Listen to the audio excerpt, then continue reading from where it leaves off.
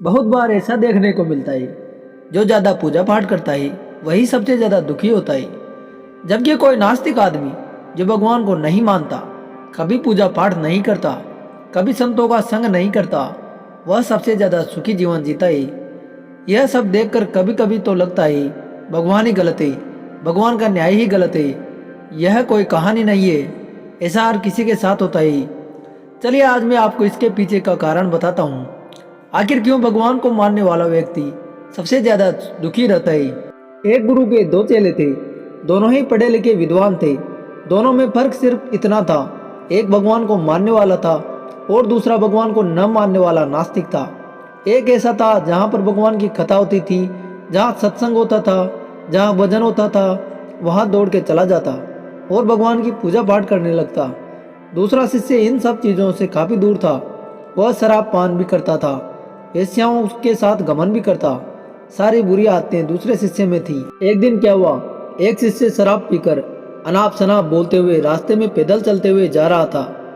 अचानक उसको रास्ते में पैसों से भरा बैग मिल जाता है। उसकी खुशी का ठिकाना न रहा। वह जोर जोर से चिल्लाते हुए सबको बताता, मुझे आज पैसों से भरी बैग की थैली मिल गई, मेरा जीवन सफल हो गया, मैं इन पैसों से अपने जीवन की आवश्यकताओं की पूर्ति करूंगा। वही दूसरा शिष्य मंदिर से भजन करते हुए अपने घर जा रहा था। अचानक उसके पैर में एक बड़ी कील चुभ जाती है, रक्त निकलने लगता है। ठीक उसी समय दूसरा शिष्य भी वहीं पहुंचता है और हंसते हुए उसको बोलने लगता है, क्यों तुम ही हो ना जो सबसे ज्यादा पूजा पाठ करते हो, भगवान का भजन करते हो, क्या दिया तुम्हारे भगवान ने तुम्हें? मुझे देखो, मैं कभी मंदिर नहीं गया, कोई भी काम अच्छा नहीं किया, मेरे घर में भगवान का मंदिर भी नहीं है, मैंने कभी अपने घर में सत्यनारायण की कथा भी नहीं करवाई, भगवान के सामने कभी माथा नहीं टेका, फिर भी मैं कितना संपन्न हूँ, अमीर हूँ, मेरे पास पैसों की कमी नहीं है, सबसे ज्यादा सुखी जीवन मैं ही जी रहा हूँ। अच्छे शिष्य को उसकी बात चुभने लगी। उसने मन ही मन विचार किया, हाँ यह तो सच ही तो बोल रहा है, मैं कितना पूजा करता हूँ, मैं कितना भगवान को याद करता हूँ, फिर भी मैं इतना दुखी हूँ, और वह कुछ नहीं करता फिर भी कितना सुखी है। इतना सोचते हुए वह अपने गुरु के पास चला जाता है और यही प्रश्न गुरु से करता है। गुरु जी मुस्कुराते हुए बोले, भगवान जो करते हैं अच्छे के लिए करते हैं, जिसकी जैसी योग्यता होती है उसको उसी के अनुसार फल देते हैं। अब तुम्हारे प्रश्नों के उत्तर जानते हैं। भगवान ने तुम्हारे पैर में कील क्यों चुभाई और उसे पैसों से भरी बैग क्यों मिली? सुनो, तुमने पिछले जन्म में बहुत पाप किया था, इसलिए आज तुम्हारी मौत होने वाली थी।